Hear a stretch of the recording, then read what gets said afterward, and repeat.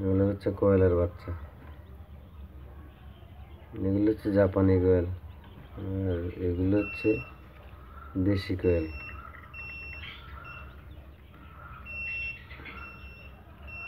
ছোটবেলা থেকে এগুলি ভীষণ রকম চঞ্চল হয়, কারণ আমি কোয়েল এ পর্যন্ত বহুবার লালন পালন করছি। একটা নিচে পড়ে গেছে, বহুবার লালন পালন করছি। এই ছোটবেলা থেকে অনেক চঞ্চল,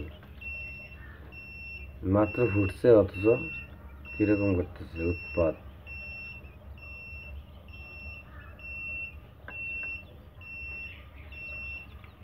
দেখতে অবশ্য ভীষণ রকম সুন্দর লাগে।